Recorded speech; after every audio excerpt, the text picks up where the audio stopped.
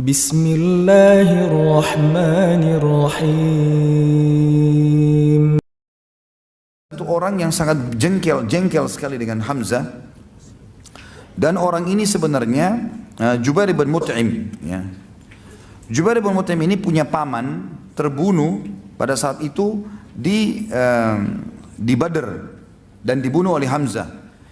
Maka dia berkata kepada budaknya yang bernama Wahsy, berangkatlah bersama orang-orang jika engkau membunuh Hamzah paman Muhammad demi membalas dendam pamanku yang bernama Thu'aimah bin Adi yang dibunuh oleh Hamzah, maka engkau akan merdeka. Waktu masih di Mekah. Dan kebetulan memang si Wahsy ini orang yang sangat mahir. Saking mahirnya dia melempar tombak sampai dikatakan dia bisa melempar tombak memasuki sebuah lubang besi yang diputar dengan kencang, gitu kan? Kemudian dia bisa melempar dan bisa masuk ke tengah-tengahnya tanpa harus memberhentikan goyangannya besi itu. Jadi saking cepatnya, jadi besi bulat diikat dengan tali kemudian diputarin dengan kencang. Itu sementara berputar dia bisa lempar tombak melewati tengah-tengah lubangnya tanpa memberhentikan goyangnya lingkarannya besi itu. Jadi sangat luar biasa terampilnya. Maka dia mengatakan kau akan bebas. Kata Wahsy, saya pun pada saat itu tidak berpikir apa-apa masuk kancah peperangan kecuali harus bisa membunuh Hamzah karena saya bebas, saya nggak ingin berperang. Waktu Hindun binti Utbah, istrinya Abu Sufyan, ayahnya dia Utbah bin Rabi'ah yang terbunuh pada saat duel di Badr, gitu kan? Utbah ayahnya dia dibunuh oleh Hamzah. Karena waktu Utbah duel sama Ubaidah kan terluka. Lalu kemudian waktu Ubaidah diselamatkan oleh Hamzah dan Ali, Hamzah menusuk Utbah. Syaibah pamannya Hindun juga dibunuh oleh Hamzah. Al-Walid saudaranya dia dibunuh oleh Ali, gitu kan. Maka dua orang sini ayah dan pamannya dibunuh oleh Hamzah.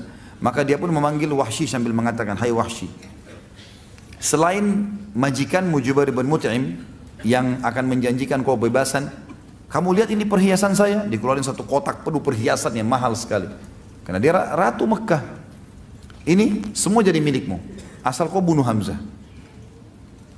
Kata Wahsy pada saat itu, saya benar-benar cuma berpikir pada saat itu bagaimana saya bisa mendapatkan kebebasan dan mendapatkan harta ini. Itu saja yang saya pikirin. Di sini ada satu hal yang menarik. Penulis mengangkat dalam buku tentang masalah. Coba kita dengarkan bagaimana Wahsy menceritakan pada saat itu. Wahsy berkata, aku adalah hamba sahaya milik Jubair bin Mut'im. Paman Jubair yang bernama Thu'aimah bin Adi terbunuh dalam perang Badr. Ketika orang-orang Quraisy berangkat ke Uhud, Jubair berkata kepadaku, engkau merdeka jika engkau berhasil membunuh Hamzah paman Muhammad untuk membalas kematian pamanku. Wahsy berkata, lalu aku pun berangkat bersama pasukan. Aku laki-laki dari Habasyah yang mahir melempar tombak layaknya orang-orang Habasyah secara umum, dan bidikanku hampir selalu tepat sasaran. Ketika dua pasukan telah bertemu, aku keluar memata-matai Hamzah. Aku mengintainya sehingga aku melihatnya di antara pasukan yang berperang seperti unta abu-abu. Maksudnya unta abu-abu ini teman-teman sekalian, dikenal unta itu kalau dikatakan oleh orang unta abu-abu, unta yang perkasa, unta yang kuat, gitu kan? Unta yang biasanya kalau unta jantan berwarna abu-abu itu dia bisa memiliki beberapa unta betina yang lain, punya kelebihan. Dia memporak-porandakan musuh seperti atau dengan pedangnya, dia memporak-porandakan musuh dengan pedangnya dan tidak ada yang bisa menahannya. Demi Allah, kata Wahsy. Ini Wahsy cerita setelah masuk Islam, ya.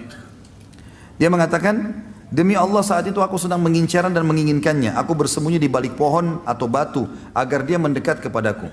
Tiba-tiba Siba' bin Abdul Izzah mendahuliku kepadanya. Ketika Hamzah melihatnya, dia berkata, mendekatlah wahai anak wanita tukang khitan, ya. Wahsy berkata, maka Hamzah menebasnya tepat di kepalanya. Jadi rupanya si Siba' bin Abdul Izzah ini ibunya itu tukang khitan di Mekah. Maka Hamzah ini kancah peperangan bisa diucapkan, ya. Kalau di luar kancah peperangan kita nggak boleh nganggap remeh orang. Tapi di kancah peperangan dia menjatuhkan semangatnya si musuh. Dia bilang, kalau mau lawan saya, mendekatlah wahai anaknya wanita tukang khitan, gitu. Begitu mendekat, ditebas lehernya sama Hamzah seketika. Wahsy menceritakan itu. Dan itu tepat di depan matanya Wahsy. Wahsy melihatnya. Wahsy melanjutkan, lalu aku menyiapkan tombakku. Ketika yakin dia tepat sasaran, aku melemparkannya dengan kuat kepadanya. Tombak itu tepat bersarang di pusar perutnya sampai tembus ke balik tubuhnya. Hamzah berusaha untuk mendekat kepadaku, artinya sudah kena tombak, tembus. Hamzah melihat Wahsy yang kejar. Kata Wahsy, dia sempat mengejarku. Dan aku pun ketakutan ini. Jangan sampai Hamzah bisa membunuhnya. Padahal tombak sudah tembus. Belum pernah ada orang kena tombak tembus masih bisa lari, masih bisa menyerang gitu. Hamzah berusaha untuk mendekat kepadaku. Tetapi dia tidak kuasa melakukannya, aku membiarkannya sampai dia gugur. Lalu aku mendekatinya dan mengambil tombakku kemudian kembali ke markas. Aku tetap duduk di sana karena aku tidak lagi mempunyai kepentingan selain itu. Aku membunuh Hamzah agar aku bisa merdeka. Wahsy berkata lagi, aku pulang ke Mekah dan aku dimerdekakan. Aku tinggal di Mekah sampai Rasulullah SAW menaklukkannya. Dan aku kabur ke Taif. Jadi Wahsy salah satu dari 10 orang yang diperintahkan Nabi untuk dibunuh. Termasuk seperti kita bahas bulan lalu, Ikrimah bin Abi Jahal yang juga masuk dalam 10 daftar itu. Kata Wahsy, waktu Nabi SAW melakukan Mekah, aku pun lari ke Taif dan tinggal di sana. Ketika delegasi Taif datang kepada Nabi SAW untuk masuk Islam, aku tidak lagi menemukan jalan untuk berlari. Lalu aku berkata kepada diriku, aku akan pergi ke Syam atau ke Yaman atau kemana? Demi Allah pada saat itu aku berpikir demikian. Tiba-tiba seorang laki-laki berkata kepadaku, celaka engkau demi Allah. Muhammad tidak akan membunuh seorang pun yang masuk ke dalam agamanya dan bersaksi dengan kesaksiannya. Ini makhluk Islam. Manakala aku mendengarkan kata-katanya, aku pun pergi segera menemui Rasulullah SAW di Madinah. Tidak ada yang mengejutkan beliau kecuali kehadiranku yang telah berdiri di hadapannya dan aku mengucapkan syahadat kebenaran. Ketika Nabi SAW melihatku, beliau mengasihkan, apakah engkau Wahsy? Aku menjawab, benar wahai Rasulullah. Nabi SAW mengatakan, duduklah dan ceritakan kepadaku bagaimana engkau membunuh Hamzah. Wahsy berkata, maka aku menceritakannya kepada beliau. Selesai aku berkisah, beliau pun bersabda, sungguh sayang, jauhkanlah wajahmu dariku, aku tidak ingin melihatmu. Jadi sudah syahadat, tapi Nabi bilang, mulai sekarang jangan kau selalu ada di wajahku. Bertemu ya silakan, tapi untuk ngobrol menjadi orang yang selalu di depanku jangan, karena aku khawatir nanti akhirnya aku mengingat pamanku dan akhirnya membenci seorang muslim, ya seperti itulah.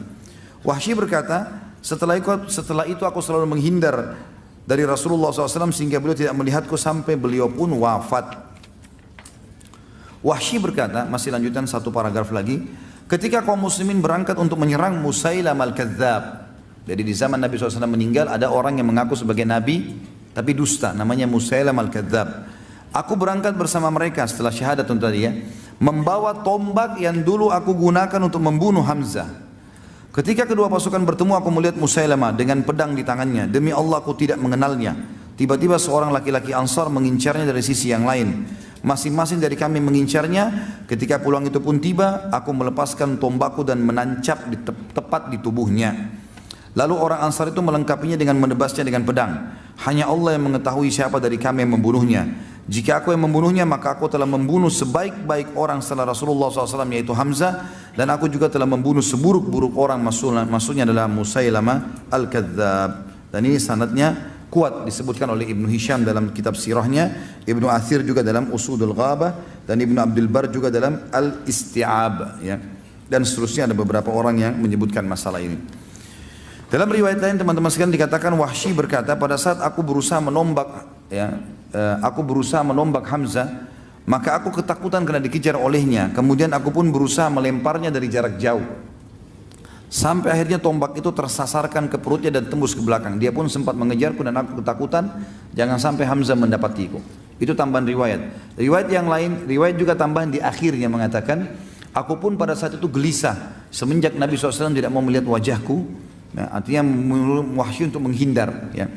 Maka dia mengatakan, aku merasa ini dosa yang sangat besar dan aku tidak bisa mengobatinya kecuali aku harus membunuh musuh Allah yang juga besar sehingga bisa mengobatinya. Maka pada saat terjadi perang melawan Musailamah al-Kadzdzab di zaman Abu Bakar radhiyallahu anhu, maka aku pun ikut dan aku pun mencari Musailamah al-Kadzdzab sampai aku melihatnya dan aku mempersiapkan tombakku yang aku gunakan untuk membunuh Hamzah dulu dan aku melemparkan di titik yang sama. Jadi dulu di perutnya, ini juga di perutnya, sampai tembus ke belakang, sebagaimana dulu Hamzah terbunuh. Kemudian aku mencabut tombakku dan aku pun mengatakan kalau aku membunuhnya, dan ada orang Ansar datang menebasnya dengan pedang. Maka aku mengatakan aku telah membunuh manusia yang paling buruk sebagai balasan telah membunuh manusia yang terbaik, maksudnya Hamzah. Seperti itulah riwayatnya. Teman-teman sekalian, pada saat Hamzah radhiyallahu anhu mati di sini, terbunuh mati syahid, Maka Nabi SAW waktu lihat jenazahnya dalam sebuah riwayat yang sahih, riwayat Bukhari, kata Umar bin Khattab, kami belum pernah mendengarkan Nabi SAW menangis terisak-isak seperti pada saat melihat jasad pamannya Hamzah.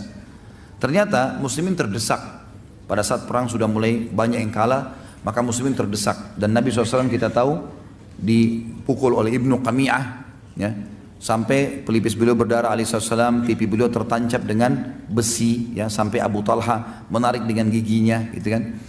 Talha bin Ubaidillah menarik dengan giginya, gitu kan, sampai giginya tanggal. Kemudian ada beberapa sahabat-sahabat yang membela Nabi SAW sampai akhirnya terdesak sekali karena pundak kanan dan pundak kiri Nabi dipukul oleh Ibnu Qami'ah. Ini sudah kita ceritakan pada saat menceritakan sahabat Nabi Mus'ab bin Umair radhiyallahu anhu. Ringkas cerita muslimin naik ke atas gunung dan akhirnya Abu Sufyan mengatakan terjadi, tentu ada dialog di situ tapi yang jelas kita ringkaskan saja. Kata Abu Sufyan, telah terjadi mutilasi di pasukan kalian dan itu bukan saya yang perintahkan. Saya tidak larang, saya juga tidak perintahkan. Maka jangan bawa-bawa ini kepada saya gitu. Ternyata memang Hindun pada saat mendengarkan, melihat Wahsy mengatakan, hai Wahsy, di kancah peperangan, apa kau berhasil membunuh Hamzah? Dia bilang iya, berhasil. Kata Hindun, mana dia? Cari jasadnya, dicari jasadnya, gitu kan? Dan ditemukan Hamzah, ternyata dia meletakkan bulu burung merpati di baju besinya. Itu ciri khasnya beliau. Dan nanti dikenalnya Hamzah juga pada saat itu karena adanya bulu itu yang dipenuhi dengan darah. Maka Wahsy pun mengatakan itu sana, yang di dadanya ada bulu merpati. Hindun pun mendekat, lalu Hindun menyuruh agar hidungnya dipotong, radhiyallahu anhu. Kemudian juga dibelah dadanya dan dikeluarkan jantungnya. Ya, Hindun pun berusaha memakannya karena jengkelnya ayahnya dan pamannya terbunuh, tapi dia tidak mampu dan dia membuangnya. Jadi pemandangan yang sangat luar biasa. Bayangkan kalau paman kita seperti ini, hidungnya terpotong, darah semuanya, kemudian dadanya terbelah dan jantungnya kecabut dan dibuang begitu saja di situ. Maka Nabi SAW waktu itu menangis terisak-isak. Tapi wahyu datang. Jibril datang menyampaikan kepada Nabi SAW dan mengatakan, dan beliau menyabdakan ini kepada para sahabatnya, Hamzatu sayyidus syuhada'i yawmal qiyamah. Hamzah ini pemimpinnya para syuhada di hari kiamat nanti. Jadi enggak usah kau sedih hai Muhammad, ini bukan cuma mati syahid biasa, dia akan jadi pemimpin para syuhada di sana, ya, di akhirat nantinya.